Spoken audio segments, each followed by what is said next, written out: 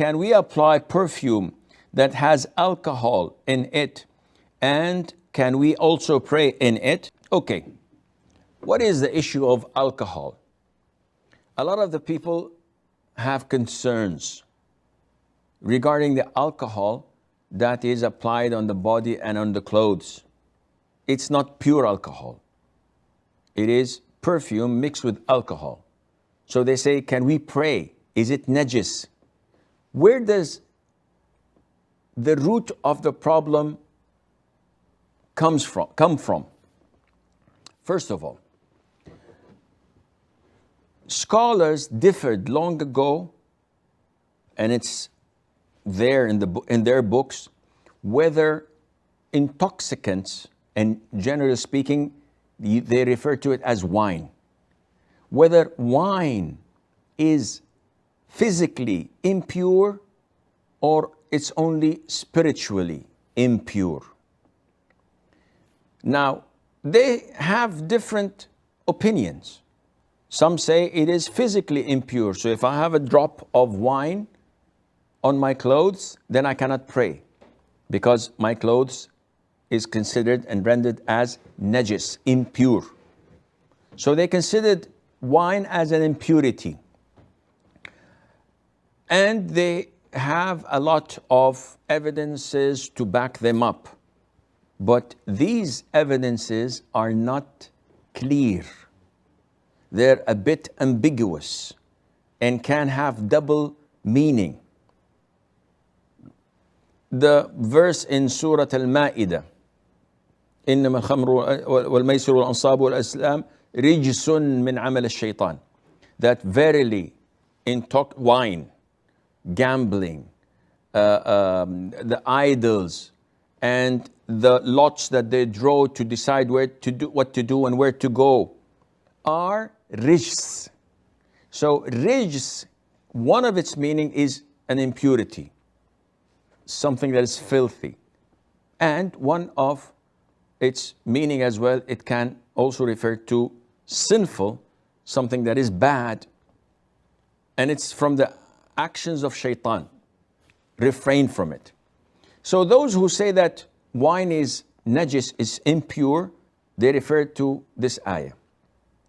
However, scholars that say it is pure, though it's prohibited, but it is pure, it doesn't affect your purity, they've argued that Allah Azza wa Jal stated that wine and gambling. So is gambling najis in impurity? The answer is no.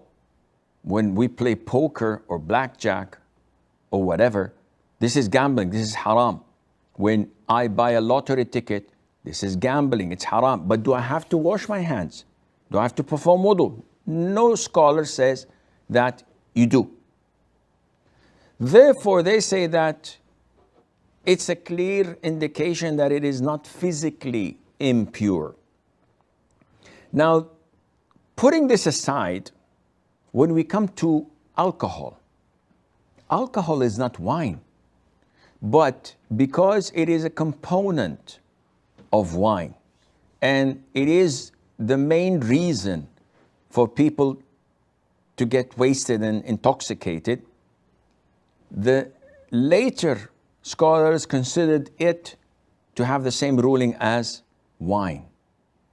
And hence, once you mix it up with perfume, is it najis now or not? Let's go back to the books of the old scholars to see whether wine is impure or pure. But realistically, alcohol is not wine. If you drink a glass of pure alcohol, you'll die. Even before you get intoxicated, you simply die.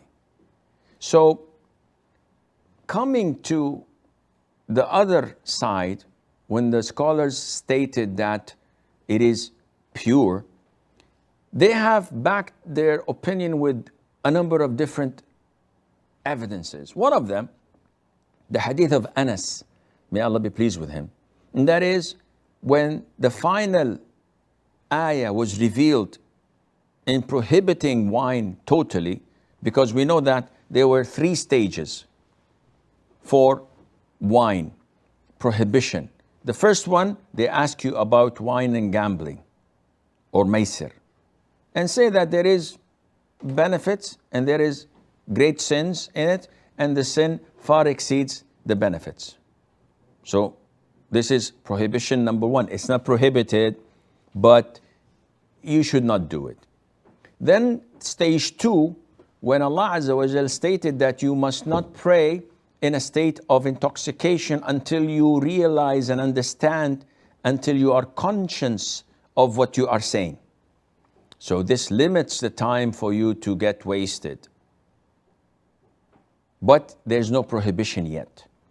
Thirdly, it is when Allah said, refrain from it. Khalas, it's over. So the scholars use this as an evidence, because Anas ibn Malik said when this ayah was revealed, immediately all the companions spilled out the wine they had in the skin bags, and the streets of Medina were flooded with wine that ran like rivers. Everybody got rid of whatever they had in their cellars. It's over, it's done.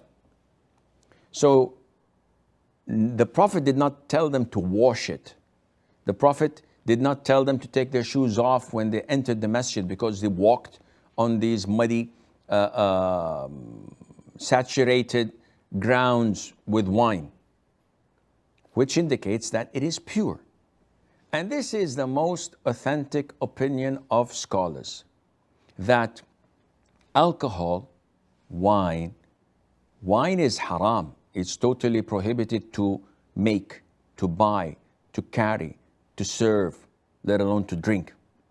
Now, wine and alcohol are not impure. They are pure in the sense that if you have a drop, if you touch it, you don't have to perform wudu or to wash yourself or to wash your hands.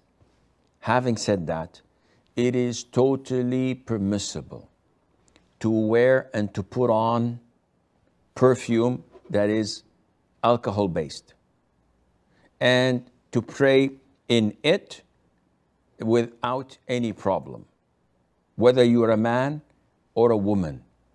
Now, for women, there is a disclaimer, which most of you know, but it's a reminder that a Muslim woman is not allowed to wear perfume and pass by men who would find her scent and smell. The Prophet said, ﷺ, whoever goes out of her home wearing perfume and passes by men who would smell her fragrance, then she is like a fornicator, like an adulteress, which is a major sin. Why is that? Simply because men are easily affected by whatever a woman puts on.